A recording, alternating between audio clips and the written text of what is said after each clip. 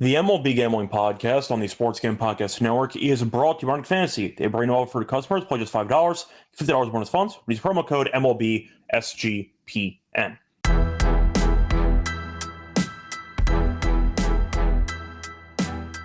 And welcome everybody to the MLB Gambling Podcast here on the Sports Game Podcast Network. It is currently Sunday afternoon, December 21st, around 5 p.m. Eastern.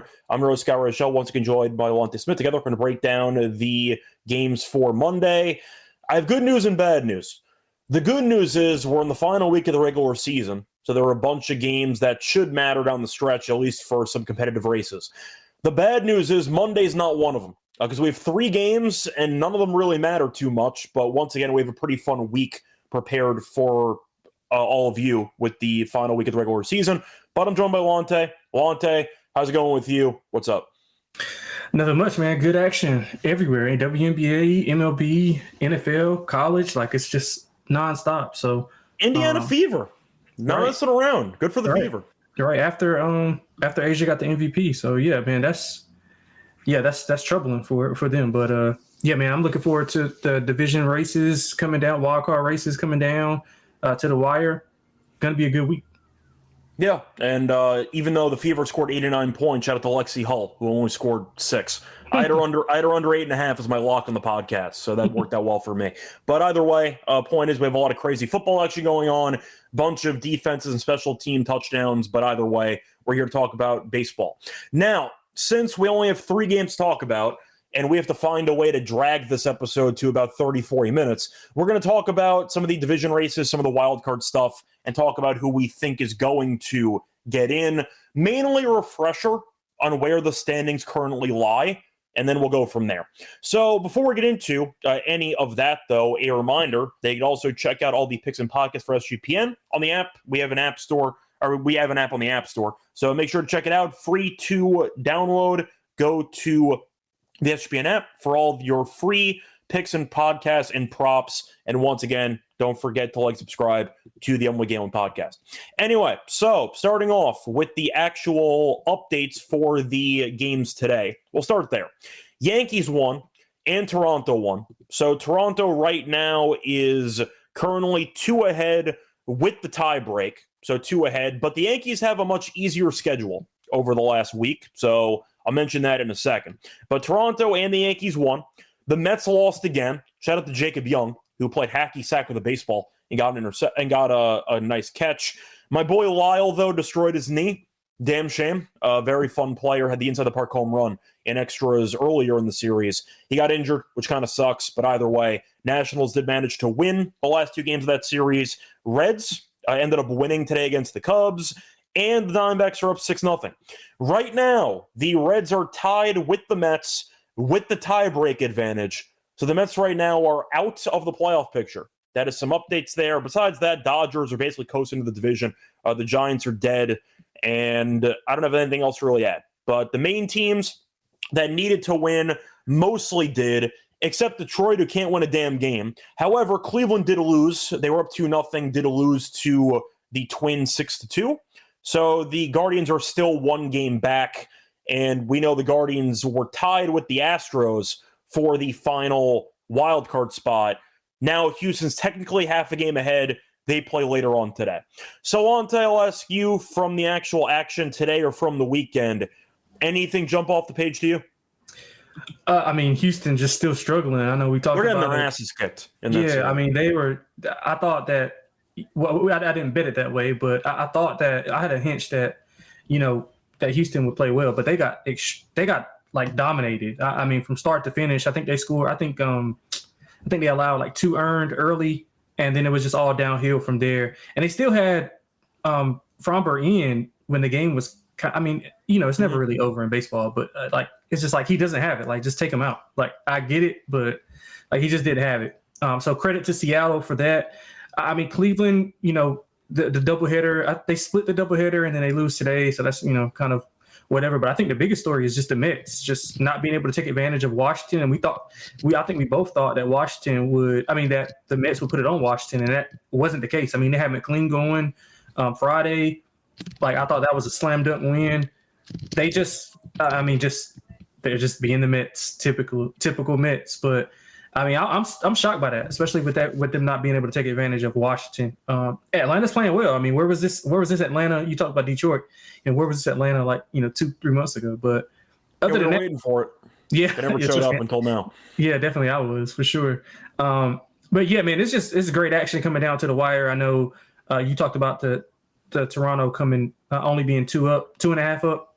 I think that's still intriguing as well with who the Yankees play this week and who Toronto plays this week. So we could be in for last day shenanigans.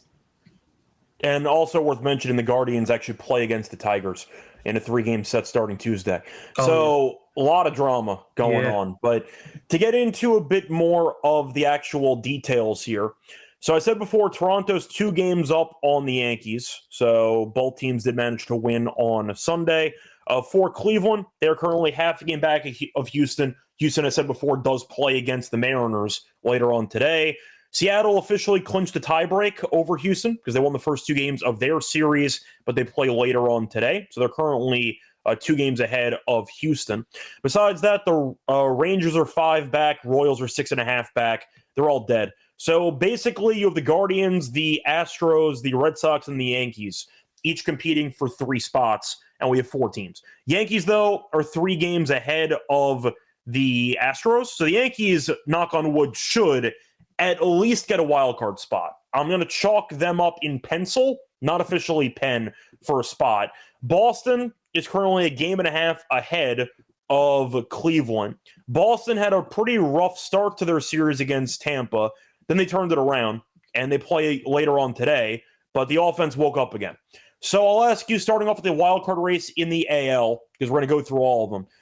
Who do you think is the team that misses out of the 4 that I mentioned? The Yankees, the Red Sox, the Astros, in theory, Seattle, but I'm not going to mention Seattle. You also have Detroit in there. So you have a bunch of teams that might flip-flop, but out of all the teams, Yankees, Red Sox, Astros, Guardians, Mariners, and Tigers, which teams do you think miss the postseason entirely?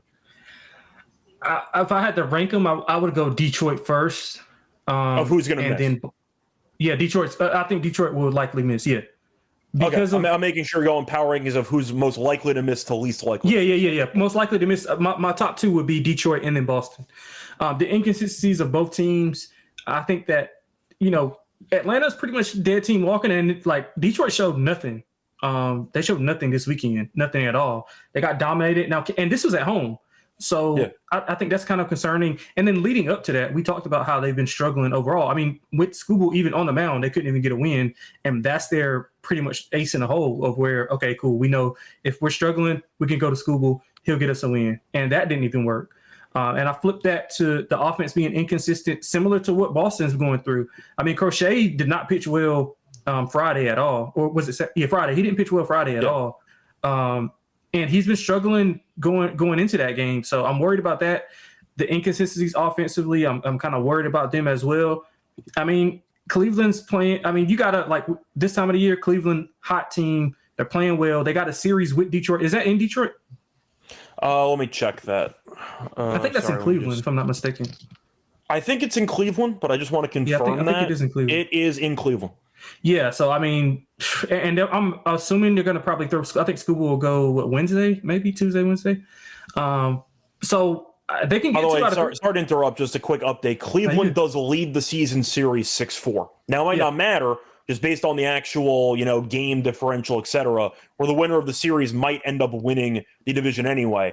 But for tiebreaker purposes, Cleveland ends up winning one more game. They clinch the season series. Right. I mean, that's big right there. So I think Detroit, that's another feather in the cap for Detroit missing. I mean, and I just don't trust the pitching staff of Detroit outside of Skubal. And I trust Cleveland to muster up enough things to get to that bullpen and get things done. So if I had to power rank my top 2, it would be Detroit first and then Boston second. So are you saying that, in other words, you trust the other teams, or you just distrust those 2 teams more than the others? Cop-out answer, but it's probably a combination of both. Simply because of, those 2 teams are the teams that I just trust least. In other words, we don't trust anybody in this damn league. Yeah, basically. That's why I'm asking. But yeah, basically. But these are the two least trusted. I guess would be the answer to the question. Also, is it a red flag if you start somebody in the last week or two of the regular season and you DFA him? Because that's what happened to Charlie Morton. Yeah. It's probably not a good sign when you're starting him and then you immediately get rid of him after the start. That's pretty rough. But either way, I think I agree with you about Detroit. I'm going to disagree about Boston. I like Boston a lot more than Houston. I've gone on record in the past kind of flip-flopping on Houston, where I thought Seattle, just with the lack of experience, would potentially fall apart like they always do.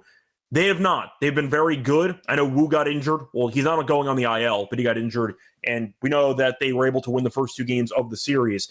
I've been critical of Houston for the last couple of weeks because I don't think their offense is any good. And their pitching's not great either. I know they have Brown.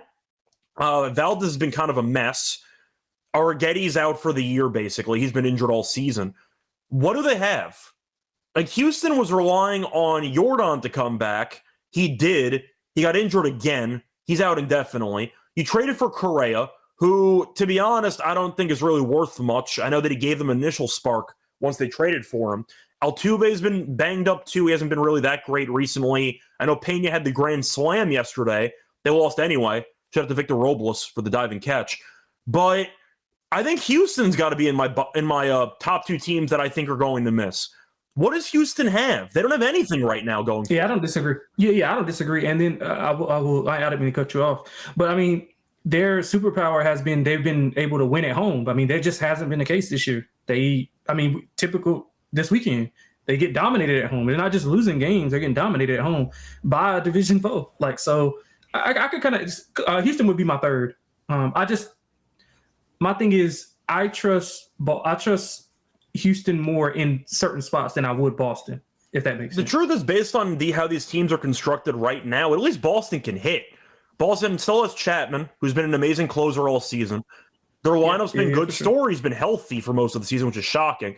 Even without Roman Anthony, they've kind of woken up a bit more offensively recently. Yoshida came back. We know that they have a lot of weapons there in the lineup. Houston doesn't scare me at all.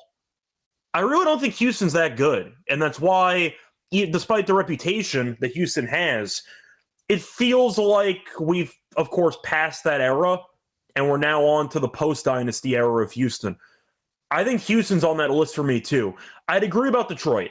Detroit's on the verge of something historic, and I would not pick them at all right now. But if you're asking which teams I don't trust, I got to mention Houston at number 2. Because in addition to struggling, it's not fluky to me. Watching them play, I'm really unimpressed by the Astros. So that's my second team there. I'll ask you, though, quickly. I know we got some games to get through for the divisions. Right now, for the division odds that we have available, Blue Jays minus 1,200, Yankees plus 730. To be honest, 730 is not bad when you look at 6 games against the White Sox. You have the White Sox and really the Orioles. And the Blue Jays have the Red Sox and the Rays. That's not that easy for Toronto. 730 is kind of interesting for the Yankees. For the other divisions, though, you have Detroit at minus 160. You have Cleveland around plus 130, and Seattle's minus 3,000. Houston's 11-1. Houston's not winning that division, I don't think. I think that ship has sailed. We'll see if they win the game tonight. Yeah, if not, it is over. But I think that Houston is, in my opinion, dead for the division. So I'll ask you, for the Yankees and Blue Jays and for the Tigers and for the Guardians, I'm going to skip the Dodgers and Padres. Dodgers are going to win that division. So what do you like? What's your prediction for the AL East and the AL Central? Yeah, I like Yankees to come back and win with those two different schedules, and the way that Yankees offense is peaking. I thought that the pitching has got a lot better. Bullpen's been a little bit shaky at times, but when those pitchers are going, 6 innings, it kind of puts the bullpen in a little bit of a better situation. So I like that. And Toronto, they're missing Bichette, who's out indefinitely. I think you tipped me off to that. I didn't even know that he was out indefinitely. And they've been, they've been like just basically like 500-ish. They haven't been too good. They haven't been too bad. So it's just right there in the middle. I love how the Yankees are winning games. They just, won in extras, 6 runs in that 10th inning. So I like the way that they're trending, plus the schedule. I think that's a solid bet. I'll put like a quarter of a unit on that. And then we talked about the Cleveland-Detroit thing. I mean, Cleveland's got those 3 games at home. I think that's it depending on who goes. I'm assuming obviously Scuba's going to go in one of those games, so you're assuming that they're going to be a heavier dog in that game. So you might just want to wait and then bet Cleveland in that specific game and then just roll that over versus betting them to win the division, because I think you could probably get a better price on that. So, yeah, I mean, I think that 730 or 740, whatever it was, I think that's a good bet. I think that's a good bet. Yeah, I think it is too. DraftKings, by the way, is 5-1. FanDuel does have 730. So shop around. You can find different prices available for you. In fact, five is probably the fair. 5 is. I don't know if we're moving lines or not, but the Yankees Live just moved to plus 490.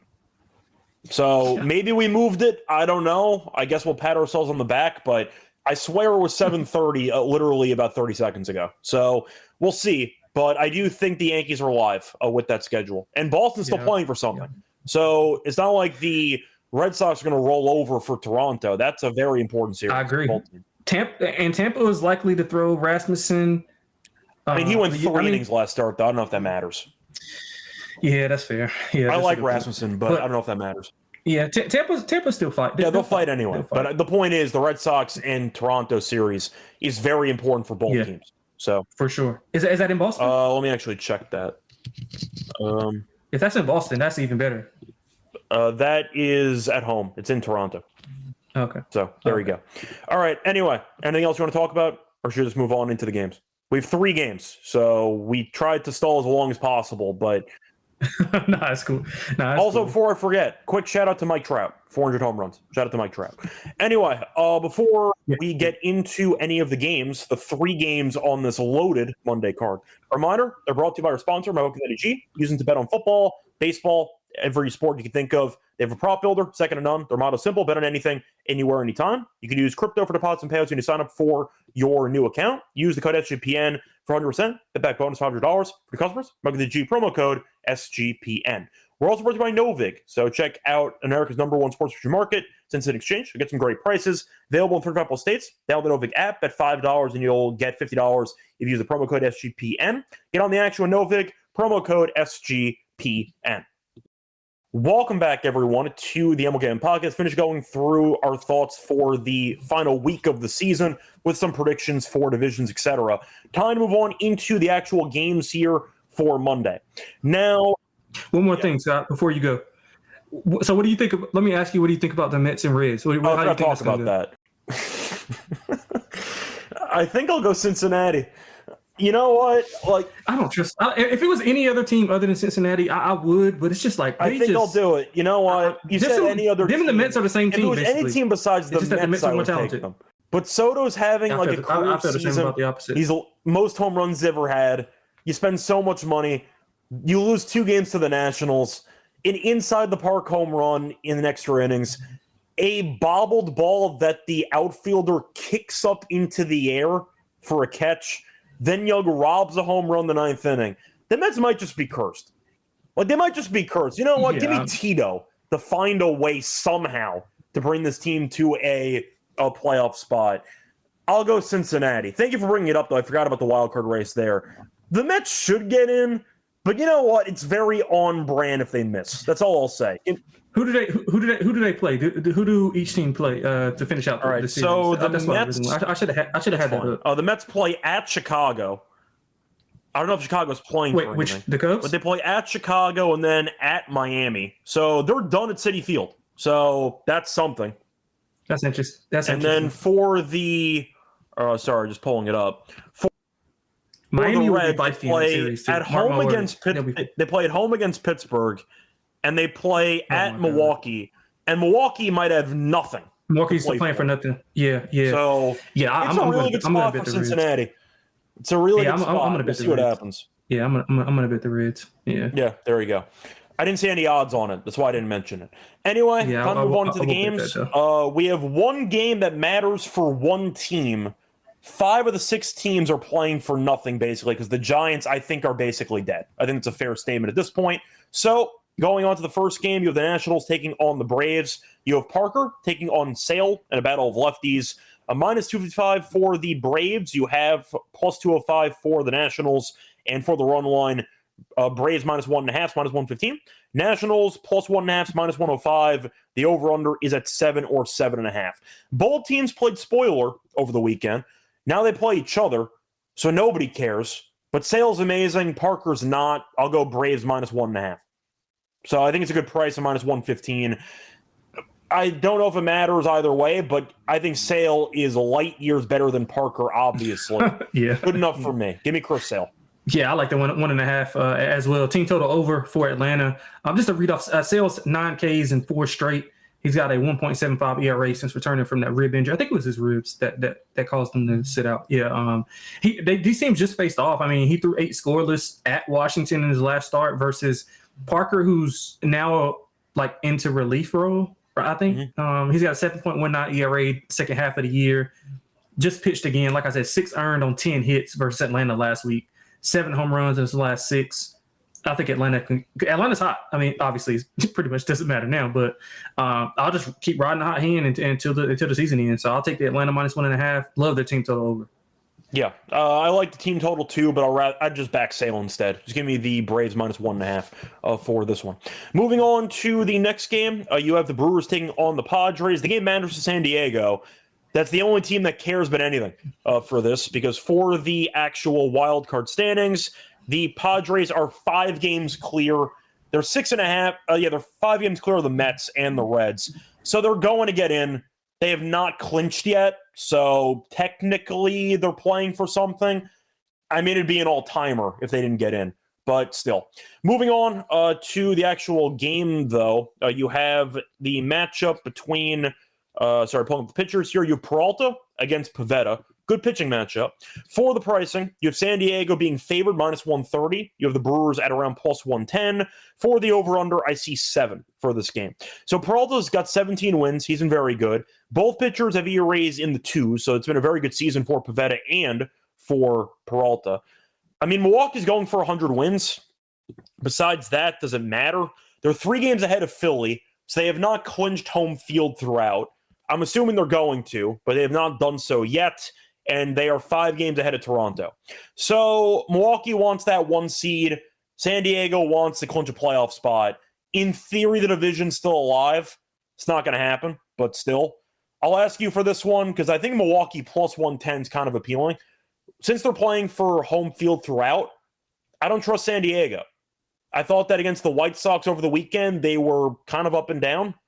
Milwaukee didn't really care about St. Louis either, but I'll go Milwaukee. I think they're the better team. I think plus money's appealing, and Peralta's been very good. So give me the Brewers plus 110.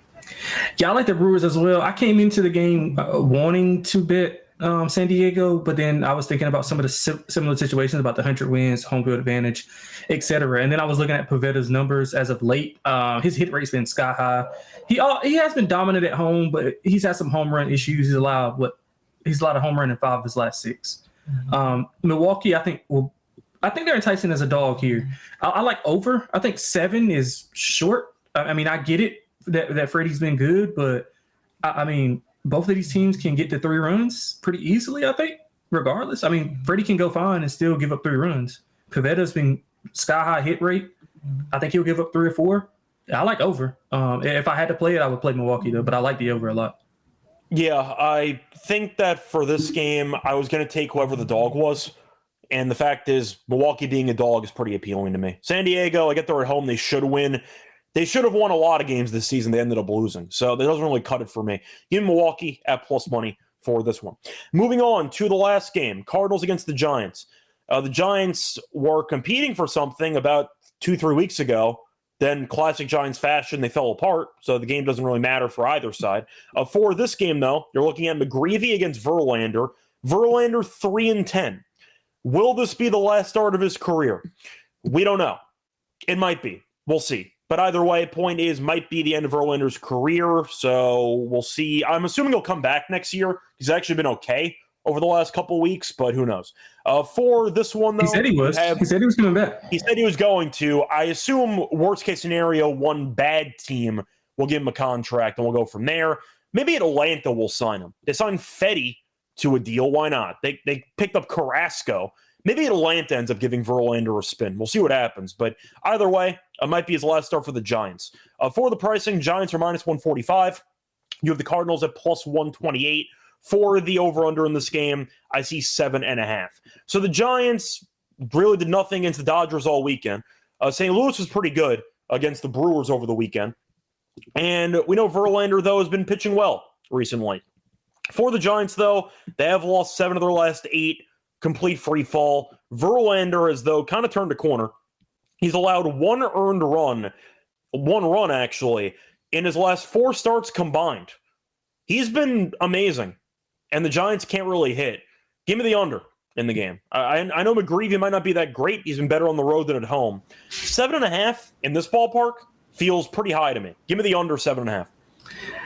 Yeah, I don't disagree. I kind of was looking at the team total over for San Francisco because of McGreevy. I mean, he's allowing a lot of contact. San Francisco, obviously not a power hitting team, but they are hitting righties well. 7.67 OPS versus righties this month. Verlander's been extremely well. I mean, 0.87 ERA in a 5-game stretch that you talked about. I mean, he has been better on the road than at home, so I can give you that. He's giving out great length, but kind of inconsistent. I would go with San Francisco's team total over. I think, honestly, to be honest, I think 150 is short. To be honest, I mean, maybe I'll pair them with Atlanta and to get a decent price on a money line parlay. But I think 150 is kind of short, especially with how well Verlander's pitching. And this is likely his last start of the year. So yeah, I'm saying with the Giants minimum, you could argue that he'll come back next season. I think he's earned a spot next year because the last 4 starts have been absolute lunacy. I could see Atlanta trying to sign him, a random playoff team that needs a number 5. Yeah, the Dodgers will take him. No, Dodgers go for younger guys. That's fair. So I think Atlanta makes sense. One of these maybe fringe contender teams might give him a shot. I said the Yankees giving him a shot. Who knows? Mets, maybe. I mean, Mets already had him. That didn't work out. So I can see that, though. I could definitely see him doubling back, though. I can see that. I'm trying to think, like, Philly, I mean, Bueller's been okay recently. Maybe Bueller would start, but I could see a couple of playoff teams, fringe teams, giving Verlander a flyer. Boston, maybe. You know what I'm saying? Like, you can never have enough starting pitching. Yeah. So if you think he's not washed, and he's proven over the last month he's not washed, you probably give him something. So I think you're right. He's probably not going to end up being forced out of the league, but it's probably his last start in San Francisco. So I like the under in the game. You like the Giants. And that's going to wrap it up for the games. Once again, a really awful card, but it's fine. It's the calm before the storm because you have 3 games in order to pace every team in the league into playing out the rest of the season with no days off. So once again, a pretty bad card on Monday. It sets up a great final week for the season, and we'll see how everything else unfolds. Anyway, it's going to wrap it up for the games. Before we get into the lock and dog picks for the games, a reminder, they're brought to you by our sponsor, Arctic Fantasy. Use them to play Pick'em. Go in 5 your times your entry, pick higher or lower on your favorite player stats, and you can win, once again, a bunch of money. Also, a great new offer for new customers. Play just $5, get $10 bonus funds with promo code MLB SGPN. We're also brought to you by Rhythm. They're off to a great start in college football in the NFL. They have a new leaderboard system with weekly cash prizes for tracking your bets in the app. Track 5 bets from any type from any model that you build, and you can win $1K. Again, the bets do not have to win. Just track the bets. That's all you have to do. But you can win $1K if you do so. Use the promo code SGPN25 when you download the Rhythm app for a quarter off your first month. Download the Rhythm app. Use the promo code SGPN25 for a quarter off your first month. Welcome back, everyone, to the MLB Gambling Podcast. Finish going through all the games for the card. Time to move on into the lock and dog picks. Lonte, what's going to be your lock and dog for the show? Yeah, so I'm going to lock up that over in Milwaukee, San Diego. I mean, I think that's just too low with the way these offenses can get going. I mean, 3 runs is still a solid game. I mean, a solid game for both pitchers. So I'm going to go with over 7, Milwaukee and San Diego. For the dog, I'm going to go with the San Francisco minus 1.5. So just taking a big swing. I mean, I don't really trust McGreevy. I think Verlander's been fine. They can win this 3-1, and we can get out 145. Yeah, we can get out really clean with a 3-1 victory. St. Louis played really well. I think I hit them as my dog on our last show. It was Mikolas, I think. Yeah, Mikolas. And Mikolas have been going good. I know McGreevy's been better on the road, but I trust him a little. I trust Verlander at home in maybe his swan song. So I'm going to take the -1.5 plus 145 for the dog. All right. So for my lock, I'm going to go with the under in that Giants game against the Cardinals. It's at 7.5. I see -105. You're looking at Verlander, who's given up 1 run in his last 4 starts combined. McGreevy, though, has given up less than 2 earned in 3 of his last 4. The last 2 starts, 13 innings, 1 run. So I don't trust either offense against these pitchers. I think it's an underrated pitcher's duel in this ballpark. Give me the under 7.5. Feels pretty high. I'll go with that as my lock. For my dog, Atlanta, unfortunately, is laying 115, so I'm not going to go with the 2.5. Give me Milwaukee, plus 110. I think Milwaukee's still playing for something. You could argue not as much as San Diego is. San Diego's 5 up in the wild card race. They're fine. Like, they're going to make it in. Who cares? Milwaukee, though, wants that 1 seed, and they were only 3 games up of Philly. It would be 3.5, assuming Philly doesn't come back because they're down 6-0 right now. But still, you want to wrap it up, maybe take a nap, and then maybe let the Reds make the playoffs. Who knows? But the point is Milwaukee, I think, is going to try. And I think that looking at Peralta, who's been great all season against Pivetta, very fun pitcher matchup. I don't think 130 is a justified price on San Diego. I'll go Milwaukee plus 110 as my dog. So looking at the home run plays, once again, not many options at all. Lonte, what's going to be your home run choice for this 3-game slate? What do you like? Yeah, man, hit 1 of 2 over the weekend with Mookie Betts. George Springer didn't get there. He probably got tired of me picking him, but he's not on the card today or for tomorrow. So I'm going to go with Matt Olson tomorrow. We talked about Mitchell Parker's home run issues. Matt Olson, if you look at his game log for September, he's been really, really good. He's just not. I think he's only hit like 2 home runs during that span, but he's got multiple multi-hit games. I like him against Mitchell Parker, so I'm going to take him to go long tomorrow. Yeah, I see ESPN's listing Gore now as the pitcher, but that can't be right because I believe he pitched on the 17th? He pitched on the 16th. It might actually be Gore going in this game. Yeah, I still like it. Okay. I was just saying, so it might actually not be who he said. It might end up being Gore. So keep that in mind. That was just changed. So keep an eye out for that. For my home run choice, well, I mean, Gore still has 19 home runs allowed. So that could be problematic there. I'm picking basically no runs in that Giants game. And it's a good pitcher's matchup in San Diego. So I guess I'm forced to take a Brave. I'm going to go Acuna for this one. Acuna's been good recently. He has decent numbers against Gore. And you're looking at the numbers. He's batting .333 on base of .556 with a home run. I'll go Acuna no matter who's pitching. Give me Acuna in that one. With Gore, by the way, being listed, maybe the under is worth a look in that game, but yeah, I'm not going to bet that. Yeah. But either way. So going to wrap it up, though, for the show. We'll have more games for Tuesday. But until next time, find me on Twitter, Rachel Radio. Find him on Twitter at XXLonteXX. We'll have a prop show. Actually, are we having a prop show? There's 3 games. I got to reach out to Adam and find out, but either way. Adam will find something, trust me. I'm sure we will, but the point is there's 3 games. So maybe we'll punt it. We'll see what happens. But anyway, it's going to wrap it up with the show. Till next time, good luck to all of you and all of your bets. Bye, everyone.